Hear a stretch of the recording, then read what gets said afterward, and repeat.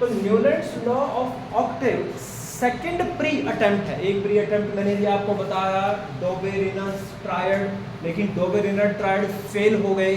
कुछ ही एलिमेंट के इस टाइप के ट्रायड बनाए जा सकते थे, सिमिलर एलिमेंट्स के, right. Newlands law of Octave क्या कहता है, क्या सजेस्ट करता है?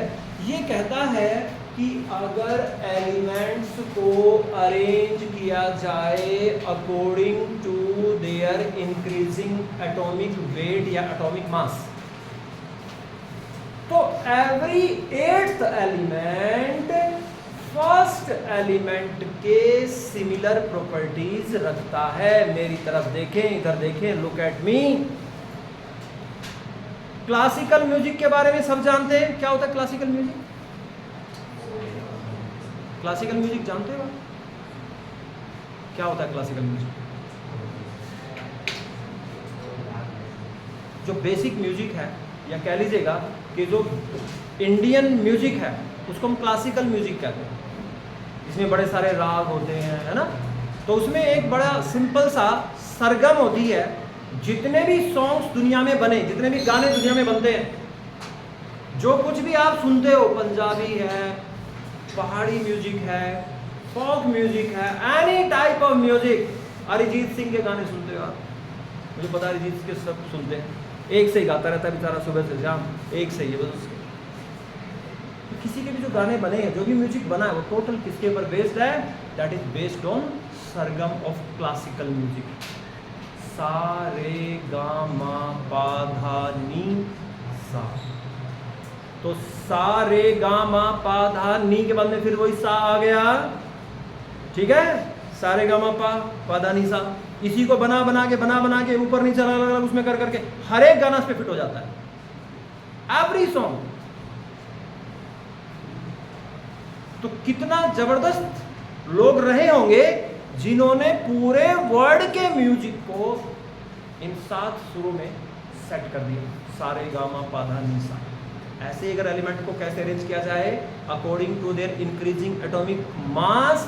तो every first element has properties similar to eighth. अब एट्थ तो कुछ नहीं है, सारे गामा पाधा नी सा जो आ रहा है वो पहले के जैसा है ना, तो यहाँ तो एग्जैक्ट सा है, लेकिन यहाँ पर उसकी प्रॉपर्टीज सिमिलर है। रिदम क्या बोला मैंने, जरा एक्सप्लेन कर दो।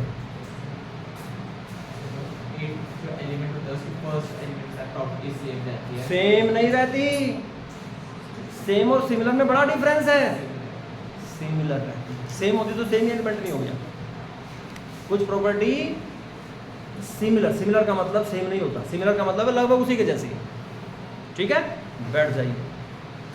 When elements arrange, लिख रहे हैं, according to their increasing atomic mass or weight, every 8th element, when elements are arranged according to their increasing atomic mass or weight, every 8th element has properties similar to, every 8th element has properties similar to first.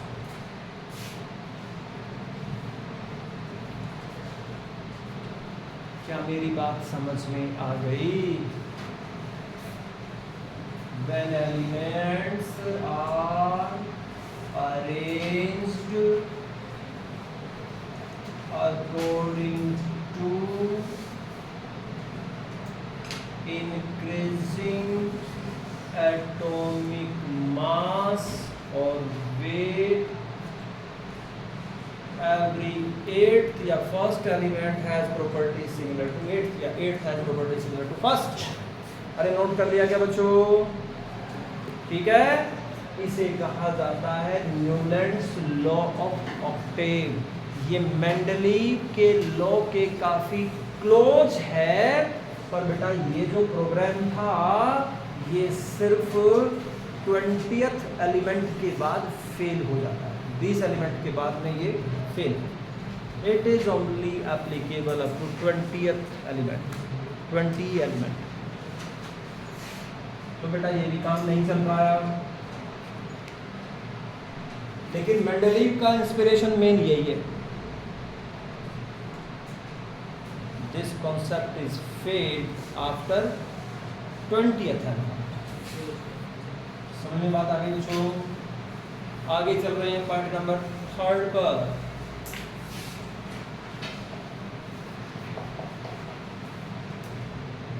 Luther-mayor curve.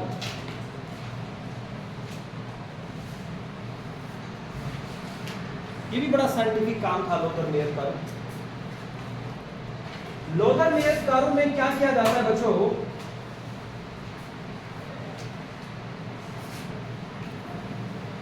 अब अपनी module निकालो, उसमें थोड़ा सा बता देता हूँ। Module में देखिए लोदर-मेयर कर्व, वहां से देखो पीरियोडिक क्लासिफिकेशन, पहला दूसरा पेज पे बना होगा लोदर-मेयर कर्व।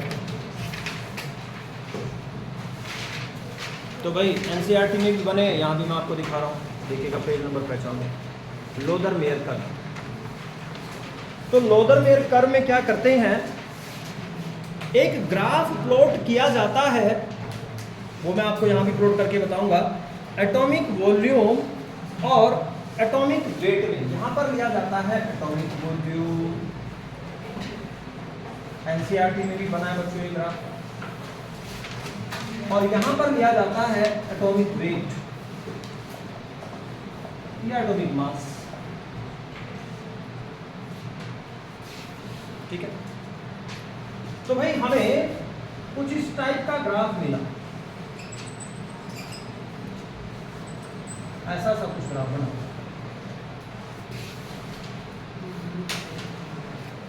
इस ग्राफ में जितने एलिमेंट उस टाइम पर अवेलेबल थे, उन एलिमेंट को प्लॉट करने की कोशिश की गई।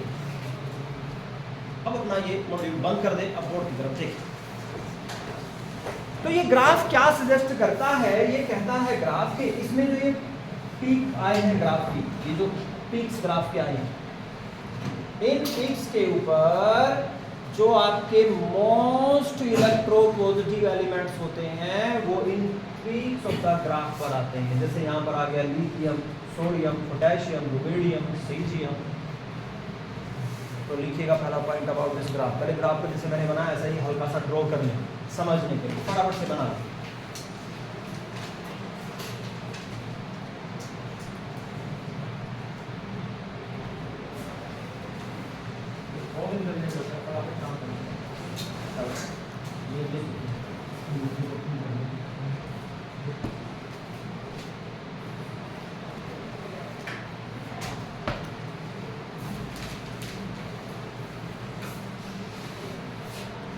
तो पहला पॉइंट इससे क्या कंक्लूजन निकाला बच्चों? तो first point, peaks of the graph, चोटियां जो ग्राफ की, peaks of the graph occupied by the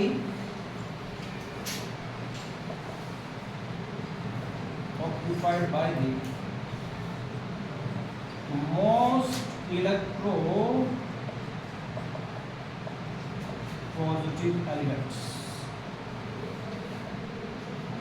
most electropositive elements occupy करते हैं पीक्स ऑफ द ग्राफ। बोलो बच्चों, most electropositive elements occupy the peaks of the graph. Graph के peaks को occupy करते हैं मोस्ट इलेक्ट्रोपॉजिटिव एलिमेंट्स। ठीक है, अब वो मोस्ट इलेक्ट्रोपॉजिटिव एलिमेंट में मैं एक दो के नाम लिख के दिखा देता हूं। मान लीजिए लिथियम है, तो भाई यहां पर आएगा लिथियम का भाई जो लिथियम के जैसी ही इलेक्ट्रोपॉजिटिव प्रॉपर्टीज रखता है वो यहां पर आएगा। Lithium, sodium, potassium, rubidium. अरे मेरी बात समझ में आ गई क्या? सेकंड पॉइंट लिखना इसके बारे में, the less strongly electropositive element, less strongly electropositive elements,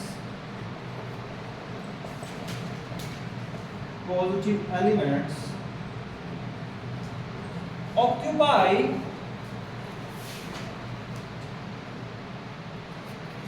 descending position on the curve, descending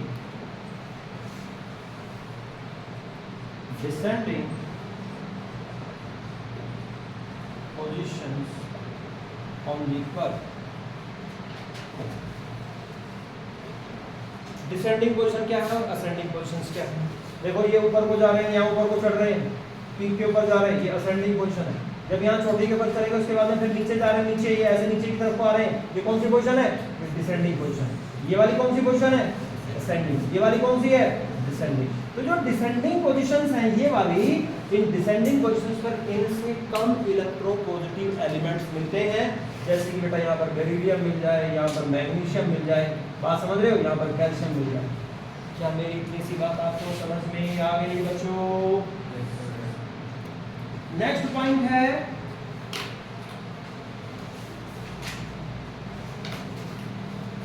ascending positions of the graph.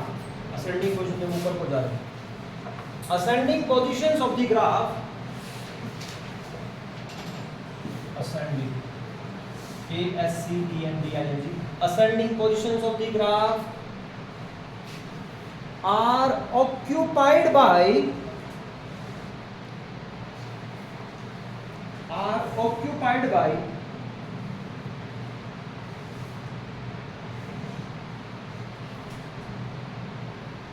most electronegative elements. Most electronegative elements. Ascending positions of the graph are occupied by most electropositive elements. मान लीजिए ये वाली position है या ये वाली positions है, इन्हें कौन ऑक्यूपाई करता है? जैसे फ्लोरीन हो गया, क्लोरीन हो गया, ठीक है बच्चों, ब्रोमीन हो गया, ये मोस्ट इलेक्ट्रोनेगेटिव एलिमेंट्स होते हैं। क्या मेरी बात समझ में आ गई? Should I repeat? Peak of the graph को कौन ऑक्यूपाई करता है? जल्दी बताएं। Most electropositive element. Descending positions को कौन ऑक्यूपाई करता है? लेस इलेक्ट्रोपॉजिटिव एलिमेंट, जैसे कि beryllium, magnesium, calcium. Ascending positions को नॉर्मली कौन ऑक्यूपाई करता है?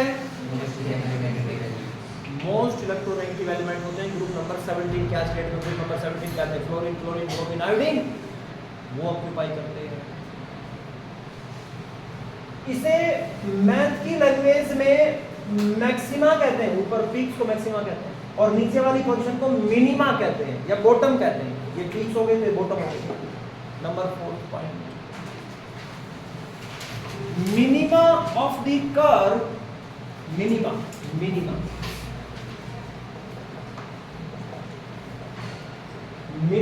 of the curve occupied by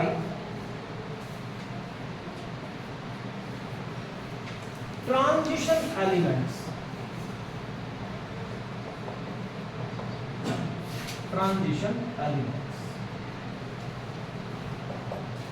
ये बेटा आज की डेट में तो डी ब्लॉक एलिमेंट का क्या कहते हैं? तो डी ब्लॉक एलिमेंट। अभी पढ़ेंगे आगे डी ब्लॉक एलिमेंट क्या होते हैं। ये डी ब्लॉक एलिमेंट में सभी मेटल्स होती हैं, ठीक है? क्या होती है मेटल में? मेटल्स होती हैं। डी ब्लॉक एलिमेंट या ट्रांजिशन एलिमेंट्स का। तो ये आइडिया तो काफी अच्छा था, लेकिन इसकी भी कुछ प्रॉब्लम्स हैं, लिखिएगा। Drawbacks of Lothar Meyer curve, drawbacks of Lothar Meyer curve, Lothar Meyer curve की ड्रॉबैक्स, कमियां क्या?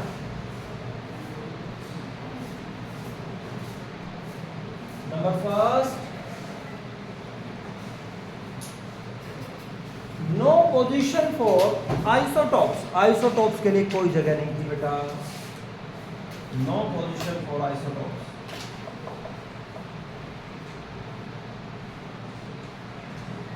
आइसोटॉप जानते हो ना?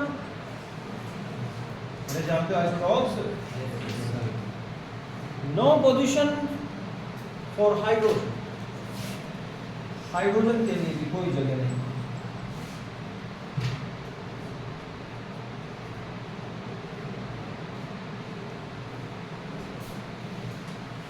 No position for hydrogen, no position for isotopes. ये दो इसकी मेन प्रॉब्लम्स थी, इसलिए इस आईडिया को भी छोड़ दिया गया। तो ये क्या थे बेटा, दोनों pre attempts of Mendeleev's periodic table. ठीक है, अब बात करते हैं मेंडलीव की, रशियन साइंटिस्ट मेंडलीव। तो भाई अब आप हेडिंग बनाइएगा, Mendeleev's fundamental periodic law.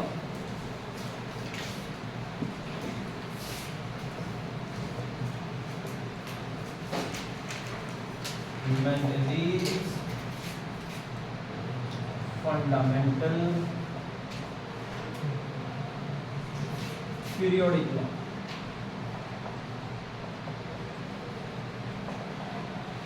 Mendeleev ने अपना सबसे बेसिक जो लॉ प्रपोज किया था उसे कहते हैं मेंडलीव्स फंडामेंटल पीरियोडिक लॉ, जो ऑक्टेव रूल के काफी क्लोज है।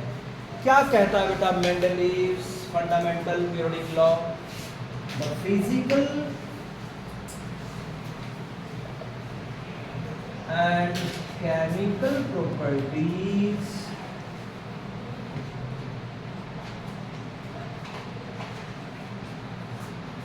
of the elements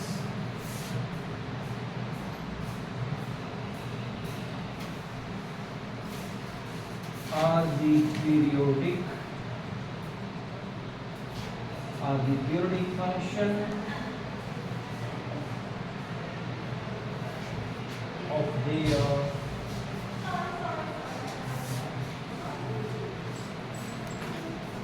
atomic mass। Periodic function of their atomic mass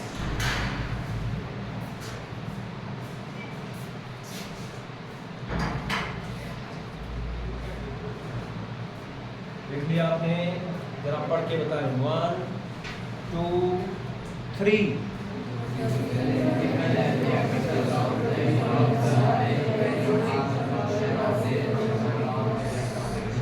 The physical and chemical properties of the elements are the periodic function of their atomic mass या atomic weight। इसका मतलब क्या है? Periodicity का मतलब क्या है? पीरियड का मतलब क्या है? एक डेफिनिट इंटरवल के बाद एक जैसी प्रॉपर्टीज के एलिमेंट सिमिलर पोजीशंस ऑक्यूपाई करते हैं। इसका मतलब होता है पीरियोडिक फंक्शन, यानी एक डेफिनेट इंटरवल के बाद एक जैसी प्रॉपर्टीज के एलिमेंट सिमिलर पोजीशन ऑक्यूपाई करते हैं। सिमिलर पोजीशन का मतलब क्या होता है, जरा समझिए। इधर हो जाइए, ये पूरी लाइन इधर हो जाए। देखो अब ये कुछ बच्चे बैठे हैं 1 2 3 4 5, ठीक है बेटा। तो इसके बाद में फिर यहाँ पर इधर हो जाइए 1 2 3 4 5, ये जो 5 बच्चे बैठे हैं इस तरह से बेटा, जैसी प्रॉपर्टी इनकी है ऐसी ही प्रॉपर्टी लगभग इनकी है, ऐसी ही उनकी है, ऐसी उनकी, ऐसी लास्ट वाले बच्चे। तो ये सेम पोजीशन नहीं है, सेम पोजीशन पे जहां ये बैठे हैं इनके ऊपर में दूसरे पे बैठे हैं, सब पॉसिबल है। इनके ही रो में जो बच्चे बैठे हुए हैं इन सब की प्रॉपर्टी एक जैसी, यहाँ जो बच्चे बैठे हुए हैं इन सब की प्रॉपर्टीज एक जैसी। आगे बात समझ में, इसे कहते हैं पीरियोडिसिटी। क्या कहते हैं इसको? पीरियोडिसिटी। पीरियोडिसिटी को आप ऐसे भी समझिए, सब बच्चों को पता है वॉल क्लॉक के बारे में, उसमें एक पेंडुलम लगा होता है। पहले वो इधर गया पेंडुलम, मिडिल पोजीशन में आया, फिर इधर गया, फिर मिडिल पोजीशन में आया, फिर मिडिल पोजीशन से फिर इधर गया। एक डेफिनेट इंटरवल के बाद में वो इस तरह से अपनी प्रायर पोजीशन को बार बार रिपीट करता रहता है। इसे कहते हैं पीरियोडिसिटी। क्या कहते हैं इसको? तो अब ये एक पॉइंट लिखिएगा, what is periodicity?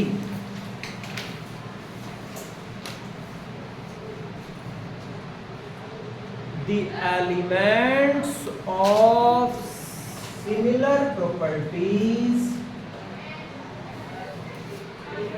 the elements of similar properties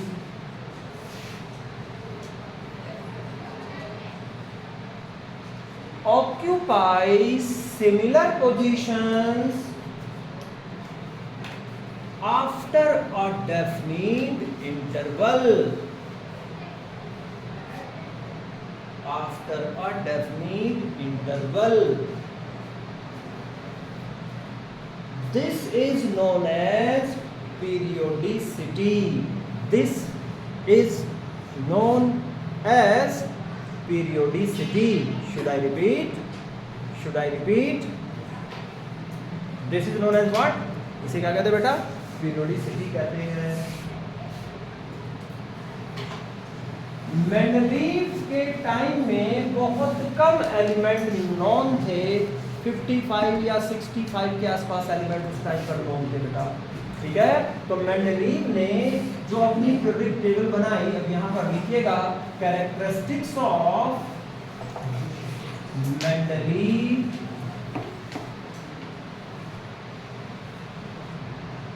Mendeleev's periodic table.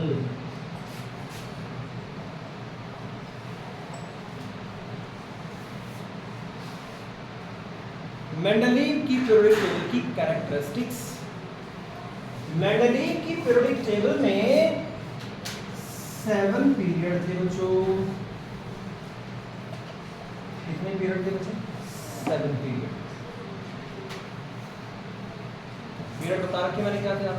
इस टाइप से जो एलिमेंट, ये इस टाइप का जो एलिमेंट, कौन सा? 3rd 4th 5th 6th 7 period, right.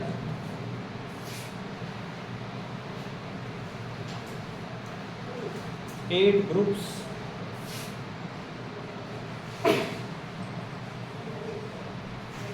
आठ क्या थे बेटा इसके अंदर? 8 ग्रुप्स थे. ठीक है, जो आपका ग्रुप नंबर फर्स्ट, ग्रुप समझ रहे हो इस तरह का, ये आपका था ग्रुप नंबर फर्स्ट. ऐसे यहाँ पर था ग्रुप नंबर सेकेंड. ठीक है बच्चों, और इसी तरह से मैं पहुंच जाता हूँ ग्रुप नंबर 7 पर. ये था ग्रुप नंबर 7. ऐसे ग्रुप थे 7, मतलब 7, और इधर था ग्रुप नंबर 8. ग्रुप नंबर 8 जो बेसिक फंडामेंटल पीरियोडिक टेबल सबसे पहले मेंडलीव ने बनाया. वेदाम आ गया था यहाँ पे. इसमें मोल्डर पे फाइन करना पड़ेगा सब. Group first, group second, group 7, group 8. This arrangement, vertical arrangement होता है. ग्रुप फर्स्ट से लेकर के ग्रुप सेकंड 7th तक every group was divided into sub groups. ये ग्रुप फर्स्ट के 2 ग्रुप बनाए गए. एक को कहा गया फर्स्ट ए, दूसरे को कहा गया फर्स्ट बी. इसी तरह से इसमें एक को कहा गया सेकंड ए, दूसरे को कहा गया सेकंड बी. मेरी बात समझ में आ गई क्या? 7th में भी सेम पोजीशन, 7th ए 7th बी. अरे समझ गए क्या बच्चों? जैसे मैं यहाँ पर कहता हूँ hydrogen, lithium, sodium, potassium, rubidium, caesium, francium, ये फर्स्ट है क्या लिया. दूसरा बेटा यहीं पर उसने डाल दिया कॉपर, सिल्वर, गोल्ड. ये फर्स्ट बी के एलिमेंट. यानी ग्रुप नंबर फर्स्ट में 2 ग्रुप बनाए, अलग अलग ग्रुप ना कह करके. एक को कहा फर्स्ट बी, दूसरे को कहा फर्स्ट बी. ऐसे सेकंड है सेकंड बी, 7th है 7th बी. क्या मेरी बात समझ में आ गई बच्चों? नोट करें इसको, मैंने लिखा.